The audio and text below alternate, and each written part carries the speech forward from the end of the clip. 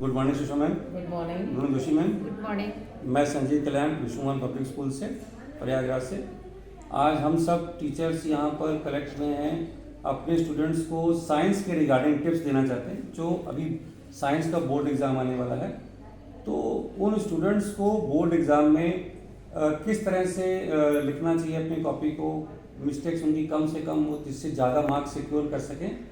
तो इससे हमें उनको गाइड करना है, टिप्स देनी है। तो सुषमा, अभी हम लोगों ने अपने स्कूल में भी प्री बोर्ड का एग्ज़ाम किया था, 3 सेट के इनको पेपर दिए थे। सभी सेट के पेपर आपने देखे होंगे। तो बच्चों की मिस्टेक्स आपको कहाँ ज़्यादा मिली कि जो आने में प्री अपने जो फाइनल एग्जाम में मिस्टेक्स ना करें, उसके बारे में कुछ बताएं। देखिए, हमारे पेपर में MCQ जो आते हैं वो 20 मार्क्स के रहते हैं, 20 क्वेश्चंस। तो उसमें बच्चों ने काफ़ी मिस्टेक, क्योंकि उसमें तो कोई ऑप्शन ही नहीं रहता। अगर आपका सेल करेक्ट है तो करेक्ट, अदरवाइज जीरो। तो उसमें बच्चों को बहुत केयरफुल होना चाहिए ऑप्शन को सेलेक्ट करने के लिए। पहली बात, प्रॉपर रीडिंग। हमारे बच्चे क्वेश्चन को देखते इतने हाइपर हो जाते हैं, खुश हो जाते हैं कि वो पूरा ढंग से पढ़ते ही। बिल्कुल, ये बात है। अगर आपको पेपर आता है, बहुत खुश नहीं होना। हाँ, यू शुड कीप कूल। ना आपको बहुत खुश होना है, ना बहुत पैनिक होना है। दोनों चीजें नहीं होनी है कि कुछ नहीं आ रहा, ऐसे भी नहीं करना है। आप एक डीप ब्रीथ लीजिए, अच्छे से रीडिंग कीजिए और उसके बाद आप ऑप्शन देखिए। ठीक। वो चारों ऑप्शन को देखिए, और ऑप्शन कई बार अक्सर ही मिलते जुलते रहते हैं। जी। उनमें कुछ ऐसे होंगे जो बिल्कुल ऑड वन होंगे, जो ऑड होंगे उनको हटा दीजिए। ठीक। अब जो थोड़े से कंपेयर करने में आपको दिक्कत हो रही, अब उसको देखिए। अब ये देख रहा है कि दोनों मेरे एक जैसे ही लग रहे हैं, फिर से आप क्वेश्चन रीड कीजिए। जी। एक बार नहीं समझ, दोबारा अच्छा, फिर कीजिए, तब करिए। क्या लगता है मैक्सिमम कितना टाइम देना चाहिए बच्चे को? MCQ में 20 मार्क्स का है, तो आप 2 से 3 मिनट काफी। हाँ। उसके बाद में मेरे ख्याल से बच्चे को आगे उसमें स्विच कर जाना चाहिए, बजाय इसमें और ज्यादा टाइम देने के। हाँ, अगर नहीं समझ में आ रहा तो स्विच कर जाना चाहिए, क्योंकि टाइम मैनेजमेंट बहुत जरूरी है। बहुत जरूरी है। आप भी क्या कहते हैं, अगर उसमें ये नहीं कि उसी में लगे हुए क्वेश्चन देख रहे हैं, उसमें 5 मिनट लगा दिए? नहीं, ये मैक्सिमम 2 मिनट काफी है। 2 मिनट काफी है। फिर MCQ अटेम्प्ट करने के लिए सबसे बड़ी है कि उनको बेसिक कांसेप्ट क्लियर रहेगा तो तुरंत उन लोग करेंगे। नहीं तो फिर बहुत ज्यादा टाइम डिवोट करने की जरूरत है, और टाइम वेस्ट करने की जरूरत और नहीं उसके है। बाद में आपको क्या मिस्टेक दिखाई दी? जैसे असर्शन रीजन बहुत गलत होता है बच्चों का। तो असर्शन रीजन के 4 क्वेश्चंस रहते हैं। उसको अगर आपको सॉल्व करना है, सबसे बेस्ट वे है कि आप उसको अच्छे से प्रॉपर रीडिंग करिए, दोनों असर्शन की भी और रीजन की भी। और उसके बाद देखिए ये ट्रू है या फॉल्स है। ट्रू फॉल्स के स्टाइल में करिए। देख लीजिए, अगर दोनों ट्रू हैं तब तो आपका A और B वाले ऑप्शन रहेगा, और अगर नहीं दोनों ट्रू है तब तो आपके नीचे वाले दो गलत हो गया, कौन से रहेगा? C और D रहेगा। वहां से पहले आप ट्रू फॉल्स की बेसिस पे आप 2 को एलिमिनेट कर दीजिए। उसके बाद फिर आप उसमें से सेलेक्ट कीजिए कि एक्सप्लेन कर रहा है कि नहीं कर रहा है उसको। ये चीज आप बाद में देखिए। और लॉन्ग क्वेश्चंस में कोई मिस्टेक दिखाई दी? लॉन्ग क्वेश्चन में आपके जो है स्टेप में थोड़ा सा करिए उसको। अगर डायग्राम की कहीं जरूरत है या बच्चे ने गलती कहाँ दिखाई दी, वो तो एक तो बात आप बताएंगे कि करना चाहिए। आपको अपने कॉपीज में क्या दिखाई दिया? शॉर्ट लॉन्ग में कोई मिस्टेक दिखाई दी, जैसे जो कॉमन मिस्टेक सभी बच्चे कर रहे थे? हाँ, कॉमन मिस्टेक में ये प्रॉपर फार्मूला नहीं लिख रहे हैं, उसमें साइन नहीं रख रहे हैं, अगर उस टाइप का है। स्टेप्स में करिए। आपको क्या दिक्कत याद दिखाई दी? नहीं, मेरे तो अगर मैं केमिस्ट्री का पोर्शन लूँ और भी फिजिक्स और बायोलॉजी पूरी कॉपी में कहाँ दिखाई दे? पूरी कॉपी में ये कि जैसे केमिस्ट्री का मैं बताती हूँ, जैसे ये फंक्शनल ग्रुप है। फंक्शनल ग्रुप में अल्कोहल है तो IPC नेम है ओल, एल, OIC, ये सब चलते हैं। तो मैं हड़बड़ी में ओल की जगह एल कर दूँ तो उनकी पूरी कैटेगरी, उनकी प्रॉपर्टीज चेंज हो जाएगी। जैसे अल्कोहल में अगर विनेगर आ गया तो कहाँ अल्कोहल, कहाँ खट्टा सोड। अच्छा, ओ ए बनाने बच्चे गलती करते हैं। वो ओ ए डिफरेंस नहीं समझते कि ए बना है कि ओ बना है। वो क्लियर कट मेंशन होना चाहिए। क्लियर कट मेंशन, अगर क्लियर कट मेंशन नहीं करेंगे तो उतना ही वो लोग गड़बड़ करेंगे, उतना ही अपने नंबर कम करेंगे। अच्छा, पहली चीज़ क्या, मैं दूसरी चीज़ इक्वेशंस जो लिखते हैं तो इक्वेशंस कभी कभी उन लोग क्या करते हैं, कैपिटल L लिख देते हैं। तो सिंबल भी, एलिमेंट के जो सिंबल वो भी क्लियर लिखना चाहिए। और कभी कभी उन लोग बैलेंसिंग में कभी 3 और 4 लगा देते हैं, तो उसको जब अगर उन्होंने इक्वेशन गलत लिखा तो पूरा कट करके फिर नया इक्वेशन नए लाइन से लिखना चाहिए। तो कैपिटल इक्वेशंस क्या ऐसे छोड़ दीजिए, बैलेंस लिखनी चाहिए, कैसे भी चलेगी? नहीं, बैलेंस होना चाहिए। अगर बैलेंस के नीचे नाम नेम लिखने की जरूरत है, जैसे हाइड्रोक्लोरिक एसिड, नेम लिखना भी सोडियम हाइड्रोक्साइड, वो भी नीचे जाना चाहिए। जरूरी है और बैलेंस करना भी जरूरी, तभी नंबर मिलेंगे। और नेम नहीं लिखेंगे तो अगर जैसे कई बच्चे होते हैं कि नाम लिखना भूल जाते हैं, अगर उनको अगर डाउट है तो ना लिखें। रिएक्टेंट्स और प्रोडक्ट्स के नेम मुझे लिखने हैं, पूरा नहीं दोनों के नाम में लिखना चाहिए। एरो ठीक तरह से बनाने चाहिए, नंबरिंग ठीक से करनी चाहिए। और क्वेश्चन जैसे इक्वेशन लिखा उसके पास नीचे थोड़ी सी जगह छोड़ करके उसमें उसके कंपाउंड्स के नाम लिखने चाहिए। और कोई भी क्वेश्चन करें, कोई भी क्वेश्चन करने के बाद हमेशा 2 लाइन छोड़ करके ही लाइन खींचिए, गैप देना चाहिए। क्योंकि मान लीजिए अगर उस समय पॉइंट नहीं याद है, बाद में पॉइंट आ रहा है, तो फिर उसमें कम से कम उनके पास 2 लाइन है कि उसमें क्लियर लिख सकते हैं। और बच्चों को ये सोचना चाहिए कि कॉपी का आंसर इस तरह लिखें कि जिससे जो एग्जामिनर है कॉपी करने में इजी रहे उनको कॉपी करेक्शन में। अगर कॉपी करेक्शन में अगर इजी नहीं रहेगा तो वो एग्जामिनर उसके लिए ये ना हो जाए कि वो क्वेश्चन ढूंढ रहा है कहाँ फर्स्ट गया, कहाँ आपने 35 एक किया। सेक्शन के क्वेश्चन एक ही जगह करें, ऑर्डर में ही करें। ऑर्डर में करें, ऑर्डर करें तो ज़्यादा अच्छा है। लेकिन ये कि बच्चों का अगर मान लीजिए अगर रीडिंग करते हैं तो रीडिंग करने में अगर उनको क्वेश्चन बहुत अच्छा आ रहा है तो वो पहले अटेम्प्ट कर सकते हैं। ऐसा नहीं कि मतलब सीक्वेंस में ही चले। तो है ना, first impression is the last impression. अगर पहला क्वेश्चन उन्होंने अच्छा किया तो एग्जामिनर के मन में एक आ जाता है कि बच्चा कॉपी की स्टार्टिंग बच्चों आपको जो है उन क्वेश्चन से करनी है जहाँ पे बहुत जैसे बताया कि जहाँ आप कॉन्फिडेंट हैं, तो जब अच्छा क्वेश्चन लिखेंगे तो आपका इंप्रेशन शुरुआत में अच्छा पड़ जाएगा कि बच्चे को इसकी जानकारी है। अगर शुरुआत में कहते हैं हमने गलत लिखना शुरू कर दिया या कम नंबर आ रहा है तो इंप्रेशन बन जाएगा इसकी शायद आगे बच्चा भी ऐसे लिखने वाला। तो वो आपको ऐसा करना है कि धारणा न बने आपके बारे में, इंप्रेशन खराब। स्टार्टिंग में अच्छे क्वेश्चन जो आपको आते हैं उसको भले ही नंबर दे, उसमें क्वेश्चन इसमें मैं एक एडिशन मैडम करना चाहूँगा। आपने बताया कि कभी बच्चे ऐसे करते लॉन्ग क्वेश्चन जो अटेंड करते हैं तो लॉन्ग क्वेश्चन में करते क्या है कि अगर ज़्यादा आता है तो अगर उसकी रिक्वायरमेंट केवल 1.5 पेज की है तो 3 पेज तक लिखते चले जाते हैं। तो ये भी नहीं करना है, ये भी नहीं करना है कि आपको अगर उसमें ज़्यादा आता है कि आपको मान लीजिए बायोलॉजी का आपने डायलिसिस सिस्टम में कोई क्वेश्चन आया है तो लिमिटेड आपसे अगर बातें कर रहा है, पर्टिकुलर टू दी पॉइंट आपसे पूछना चाहता है तो आपने पूरा डायग्राम बना दिया, पूरा सिस्टम लिख दिया, तो ये भी नहीं करना है। तो हमें अपने जो मैं बच्चों की मैंने कॉपी देखी मैडम, मैं इसमें जो बताना चाहूंगा कि बच्चे 2 गलतियां ज्यादा करते हैं।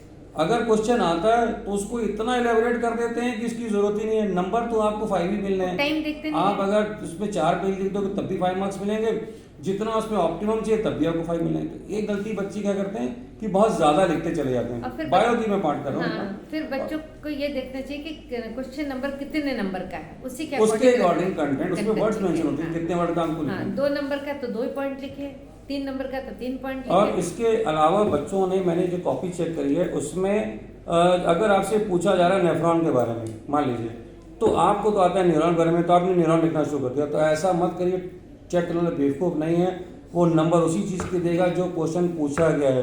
तो आपको क्वेश्चन को ध्यान से पढ़ना है, आंसर वही लिखना है जो पूछा गया है। तो अपने पेपर में हर क्वेश्चन को पढ़ते समय आप 10 से 20 सेकंड का समय अच्छे से दीजिए, उसको समझिए तब आंसर करिए। फिजिक्स का अगर आप क्वेश्चन अटेम्प्ट कर रहे हैं तो एक ज़्यादा गलती दिखाई देती है, लिखना है मेरा फार्मूला, तो उसमें साइन बीच में आता है प्लस का, तो लिख रहे हैं लेंस फार्मूला, लेंस का लिख रहे हैं तो मेरा लिख दे रहे हैं। तो आपको पहला जो गलती मुझे दिखाई दी कि फार्मूलों की मिस्टेक आ रही है, मैग्निफिकेशन के फार्मूले में मिस्टेक आ रही है। तो फार्मूले आपको एकदम क्रिस्टल क्लियर याद होने चाहिए। और कैलकुलेशन, इवन कभी कभी बच्चे कैलकुलेशन में गलती कर देते हैं। अब आपको एक क्वेश्चन कर रहे हैं, अगर कैलकुलेशन गलत कर दी, ऊपर सब अच्छा करते रहे, फाइनल आंसर तो मार्क्स कर दिए। तो ये चीज़ें आपको ध्यान रखनी है, कैलकुलेशन प्रॉपर होने चाहिए, टू दी पॉइंट लिखिए, क्योंकि प्रेजेंटेशन मैटर करती है आपके एग्जाम में। याद रखिएगा, सीबीएसई के एग्जाम में बच्चे 20 पेज लिखकर भी 78 मार्क्स ले आते हैं और 30 पेज लिखकर भी उनके जो है 20 मार्क्स नहीं आते हैं। और इसमें मैं एक चीज़ बताना चाहूँगी कि जैसे क्वेश्चन पेपर बच्चे कभी रिपीट मत करना, क्योंकि रिपीट कर क्वेश्चन करेंगे तो क्योंकि जो हमारा जो मेन पेपर है उसमें केजिंग बनी रहती है। तो जब हमने क्वेश्चन नंबर 5 पे नंबर हमने अलॉट कर दिया, फिर तुमने क्वेश्चन नंबर 5 लिख देंगे, हम टीचर को बेवकूफ़ बना दे तो देखेंगे तो हमारा टाइम वेस्ट होगा। तो तुम्हें ये चाहिए कि एग्जामिनर का टाइम वेस्ट ना हो तुम्हारे कॉपी करेक्शन में, पहली चीज़। दूसरी चीज़, जो चीज़ तुम्हारा हाईलाइट कर दो उसको, जैसे कोई डेफिनेशन लिखी उसके नीचे अंडरलाइन करो, वो अंडरलाइन देख करके तुम्हें समझ जाएगा कि इसको बच्चे को आता है, तो नंबर तुम्हें वैसे भी थोड़े मिलने लगते हैं। तो जो मेन पॉइंट है उसको हाईलाइट जरूर करना। तुम्हारे पास पेन नहीं है तो उसी पेन से डबल लाइन कर दो। और क्वेश्चन एक पढ़ना, जैसे मान लो क्वेश्चन में नहीं लिखा कि draw explain the answer of this question with the help of diagram, तो ये जरूरी नहीं कि डायग्राम लिखे ही हैं। तुम्हें अगर उससे क्वेश्चन में रिलेटेड डायग्राम है तो अपने आप तुम्हें बनाना है डायग्राम, क्योंकि वो नंबर तुम्हारे उस क्वेश्चन के अंदर एम्बेडेड है। तुम्हें नंबर डायग्राम बना के उसमें लेबलिंग करके उसको एक्सप्लेन करना, तब तुम्हें पूरे नंबर मिलेंगे।